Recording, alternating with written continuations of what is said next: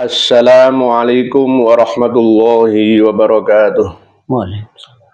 Bismillah, alhamdulillah, wassalatu wassalamu ala rasulillah Muhammad ibn Abdillah wa ala alihi wa sahbihi mawala amma ba'd. Yang kami hormati saudara-saudariku semuanya dari lintas suku, bangsa, dan agama di mana dan kapan saja bersama dengan keluarga panjenengan semua. Semoga semuanya berbahagia, semuanya diberikan keberkahan, kebaikan, kenikmatan, kesenangan, ketenangan, kedamaian, kesejahteraan, kesehatan, keturunan salih salihah, dzurriatan thayyibah, fid dunya hasanah dan fil akhirah juga hasanah. Dan kita semua diselamatkan oleh Allah wa qina adzabannar.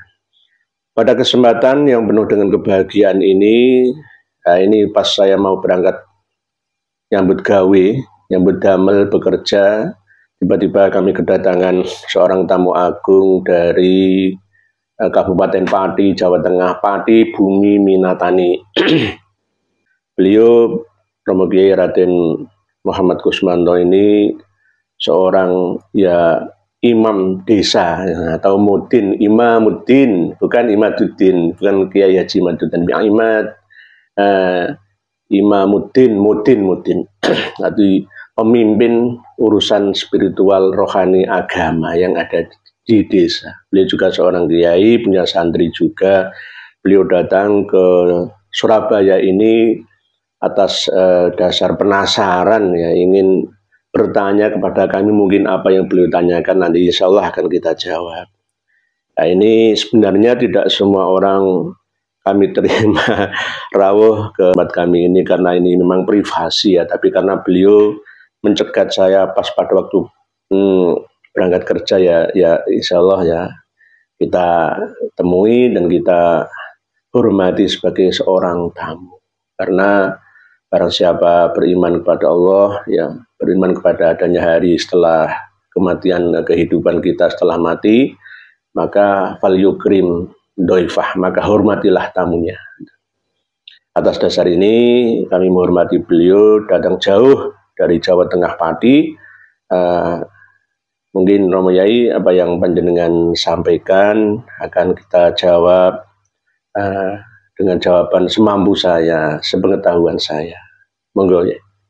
Begini, Kanjeng Raden Tumenggung Nur Ihya Salafi. Saya mau tanya, apakah Habib yang ada di Indonesia ini benar-benar keturunan Nabi Muhammad SAW? Itu pertanyaan. Sebenarnya ini salah kaprah sebenarnya. Salah kaprahnya itu bagaimana? Selama ini ratusan tahun lah ya, orang menganggap bahwa yang namanya Habib itu adalah keturunan Kanjeng Nabi Muhammad SAW dari segi silsilah biologis.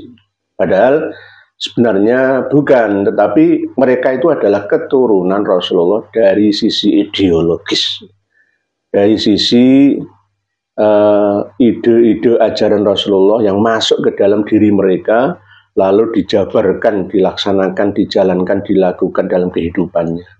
Mereka itu sebagai ulama sebenarnya, para habib itu sebenarnya sebagai ulama warasatul anbiya. Ulama itu adalah ahli waris para nabi, lalu bergeser pemahaman ini menjadi, oh berarti ahli waris nabi, berarti yang mewarisi nabi, ya berarti anak cucu nabi. Nah, akhirnya karena orang Jawa, termasuk orang Jawa Tengah itu banyak yang lugu ya, itu ciri khas ya asli daerah itu begitu. Akhirnya kok enak ya, dirasakan di alam, disanjung, ya dipuji, ya dihormati oleh orang-orang masyarakat awam, ya enak. Akhirnya ya wes ngaku dadi nabi gak apa-apa. Akhirnya dan ngaku dadi keturunannya Kanjeng Nabi. Sebenarnya begitu Romo Yai. Jadi mereka para habib atau habaib yang ada di Indonesia itu tidak semuanya keturunan Rasulullah SAW dari segi atau sisi biologis. Karena menurut pengamatan kami yang sudah berjalan hampir 1 tahun ini, sesuai dengan data, ya, bahwa mereka itu bukan keturunan Nabi Shallallahu Alaihi Wasallam. Keturunan Nabi Shallallahu Alaihi Wasallam hanya sekedar ideologis, karena para penganut paham tasawuf atau sufi-sufi itu memang senang mencantolkan jiwanya, senang mahabbahnya kepada Rasulullah Muhammad SAW. Akhirnya nyantollah di situ nama Abdullah, ya, berubah lagi menjadi Ubaidullah, dan terus menerus karena sesuai dengan hukum alam sunnatullah bahwa kebatilan yang dipropagandakan, diucapkan, disampaikan secara terus-menerus itu akan dianggap sebagai sebuah kebenaran. Ya sama seperti kalau di dalam doktrin agama Kristen itu sejak kecil yang ia dengar doktrinnya adalah Yesus Tuhan, Tuhan Yesus, Tuhan Yesus, Tuhan Yesus, diulang-ulang terus. Maka sampai anak cucu generasi sampai terkini ya Yesus Tuhan. Padahal sebenarnya la ilaha illallah Isa Rasulullah, tiada Tuhan selain Allah. Nabi Isa atau Yesus itu adalah utusan Allah, bukan anak Tuhan, bukan Tuhan, ya, bukan. Nah, karena seringnya disampaikan dan didengar, didoktrinkan, ya, dipropagandakan secara terus-menerus, itu akhirnya dianggap sebagai sebuah kebenaran. Ya sama seperti titel Habib. Habib itu sama seperti kiai, ustadz, ajengan, tubagus, ya tenggu dan lain-lain, tuan guru. Sama seperti itu sebenarnya. Tapi seiring bergesernya waktu, kok enak ya dihormati orang itu tanpa lelah berjuang soro-soro, akhirnya dinikmati begitu aja. Akhirnya mereka sampai sekarang mengaku sebagai cucu Nabi, ahlul bait Nabi, nuriyah Nabi, padahal tidak seperti itu sebenarnya. Dari sisi kajian data kitab yang ada itu mereka batal.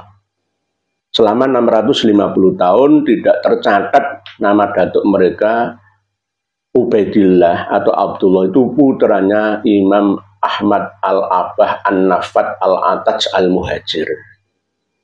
Jadi dari sisi data lah ya. Toh kalau ada dari kalangan mereka yang membantahnya dengan data-data versi mereka, ya itu ya wajar-wajar saja. Namanya setiap orang itu pasti akan mencari pembelaan, pembenar atas apa yang ia yakini selama ini. Itu pasti. Itu ya. Jadi Habib yang ada di Indonesia ini bukan keturunan biologisnya Rasulullah SAW, tetapi keturunan ideologisnya Rasulullah SAW berdasarkan ajaran tasawuf. Karena sufi-sufi itu saking mahabbahnya kepada Rasulullah, maka beliau ingin menjadi diakui sebagai selain umat Rasulullah, tetapi juga sebagai dzurriyyat Rasulullah SAW. Mungkin itu ya yang dapat saya sampaikan dalam pertanyaan tersebut. Mungkin bisa dilanjutkan. Ya, yang kedua ini banyak umat di masyarakat di Kabupaten Pati khususnya yang fanatik dengan itu Habib-Habib itu. Apalagi zaman ini baru-baru ini banyak penggemar salawatan, wah sama hadir semua. Kalau pengajian dari lokal nggak ada yang rawuh karena bukan Habib gitu. Ya mungkin peran dari media selama ini juga bisa mampu mengorbitkan nama mereka, sehingga seiring dengan perkembangan teknologi saat ini, informasi dari TikTok, dari WhatsApp, dari YouTube, dari Facebook, dari Instagram tentang mereka, siapa mereka, para Habib itu, akhirnya banyak di antara umat yang tidak tahu menahu, dan kiai juga tidak berperan untuk menyadarkan jamaat atau umat atau masyarakatnya. Akhirnya wah itu berarti benar itu. Nek kepengen ketemu karo Kanjeng Nabi, yo lihatlah wajah-wajah orang-orang Habib itu. Arti seakan-akan ketika bertemu dengan para Habib itu seakan-akan bertemu dengan Rasulullah. Itu doktrin ya. Jadi sebenarnya tidak hanya terjadi di daerah Kabupaten Pati, Bumi Minatani, Jawa Tengah saja. Di mana-mana. Ketika mereka atau ada satu orang Habib saja menguasai satu kabupaten itu melebihi pangkatnya bupati. Kalau bupati jabatannya bisa berganti, tetapi kalau Habib ini jabatannya bisa terus sampai anak cucu. Mereka sudah dianggap sebagai sayyid, raden, orang yang mulia tanpa harus bekerja keras. Menundukkan spiritual keyakinan umat Islam dalam satu kabupaten itu. Misalkan di daerah Pati itu ya, ada Habib siapa, Ali Al-Jufri misalkan ya. atau Al-Atos atau Al-Haddad atau As-Sakof atau Ba'abud atau baba lainnya itu. Jadi mereka duduk manis sudah laris. Gitu. Laris. Lah kiai mati kutu. Kiai nggak berguna lagi sudah. Nggak berguna lagi. Dan mereka rata-rata menggusur pengaruh kiai di masyarakat. Duriyah Wali Songo itu ditiadakan, dinafikan. Kiai-kiai itu, ya itu tadi, seperti ajaran mereka itu, satu Habib bodoh itu lebih mulia daripada 70 orang kiai yang alim. Ajarannya itu seperti itu, dalam Manhajus Sawimah disampaikan seperti itu. Berarti apa? Ya jelas kan, ada kitabnya, ya datanya, referensinya, bahwa mereka memang ajarannya seperti itu.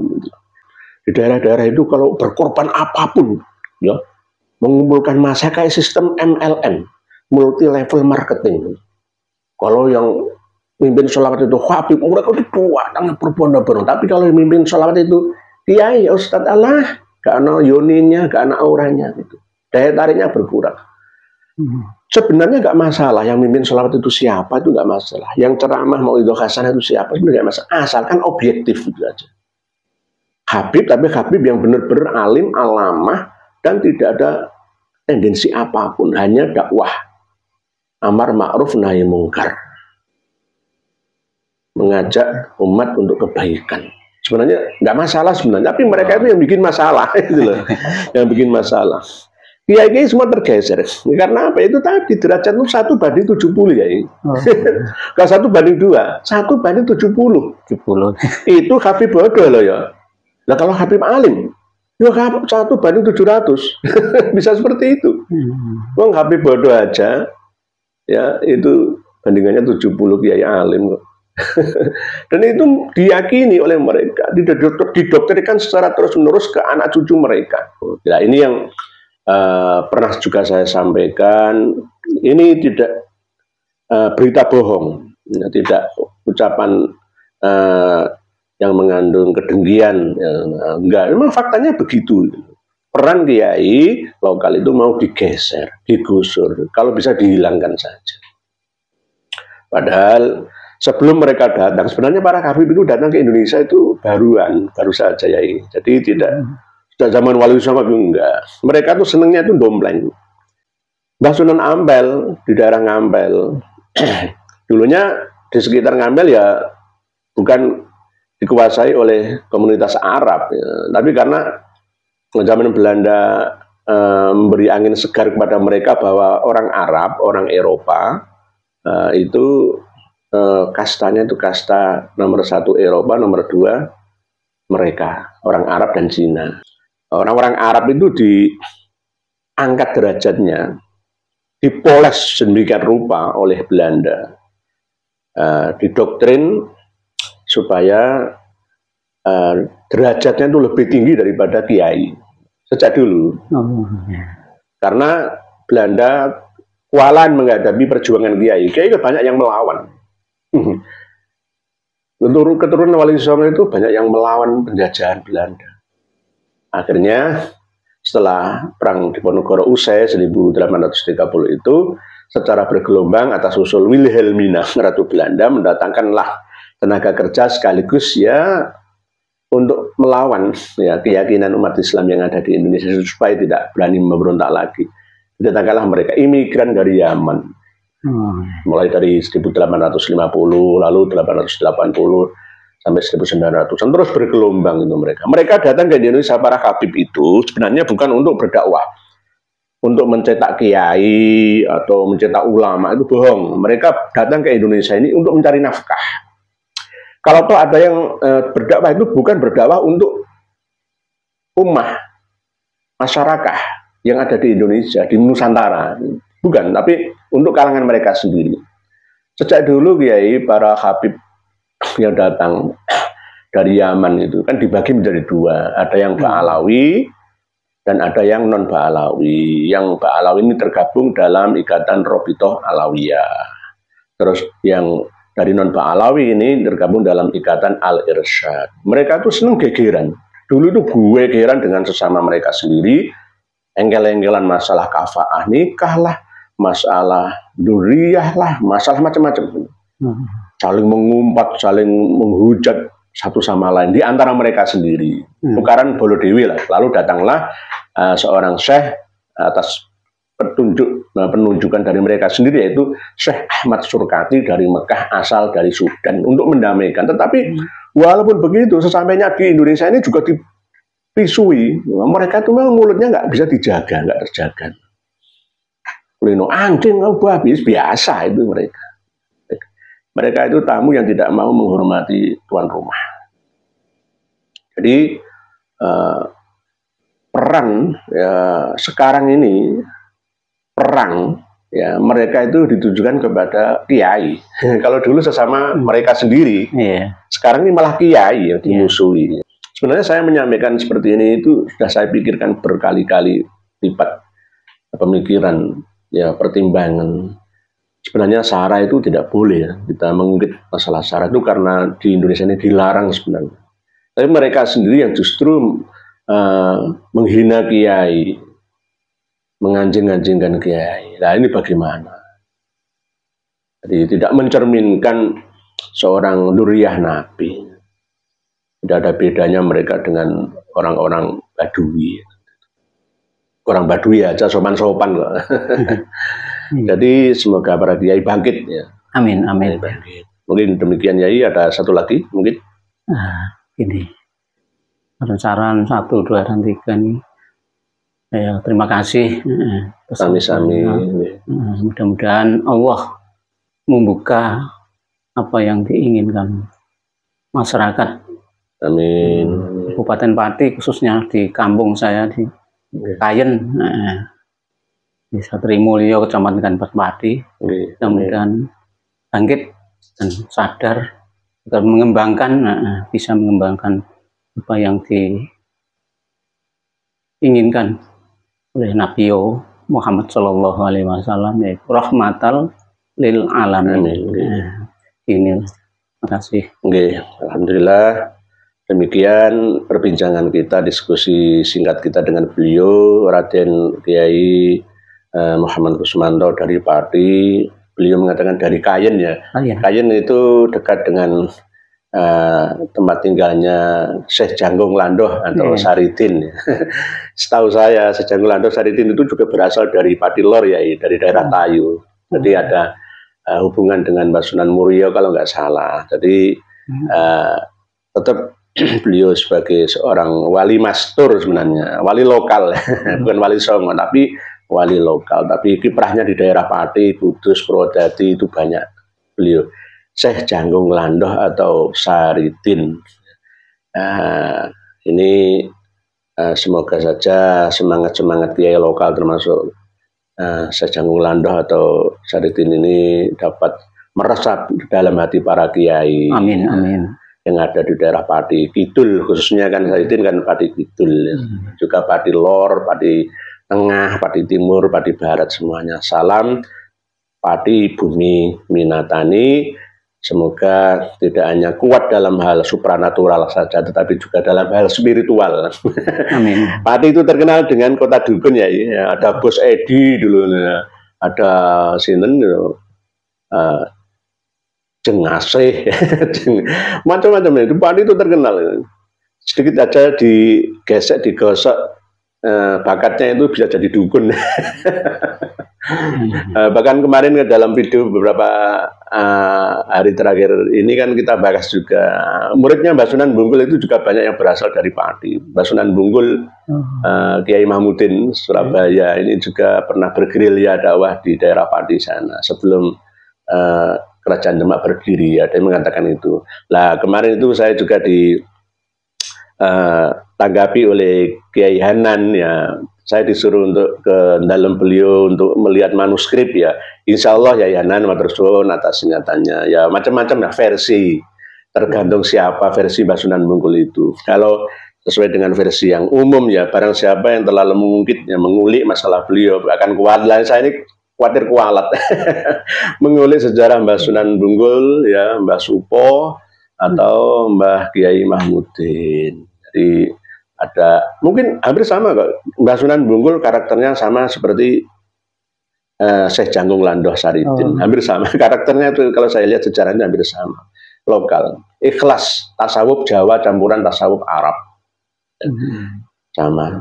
Jadi insya Allah begitu Yai, matur suwun atas rawuh panjenengan. Semoga langkah panjenengan berangkat dari Pati sampai Surabaya ini dicatat oleh Allah menjadi amalan sholihan yang makbulan untuk duriyah panjenengan. Mugi-mugi dipun paringi duriyah yang solih dan solihah, dan juga jenengan diparingi rezeki yang melimpah berkah untuk bekal ibadah, hidup yang istiqomah dalam berdakwah beribadah, dan mati dalam kondisi husnul khotimah, dan akhirnya masuk ke dalam jannah hasanah fid dunia dan hasanah fil akhirah. Wallahu a'lamu bissawab. Akhirul kalam, wassalamualaikum warahmatullahi wabarakatuh. Waalaikumsalam warahmatullahi wabarakatuh.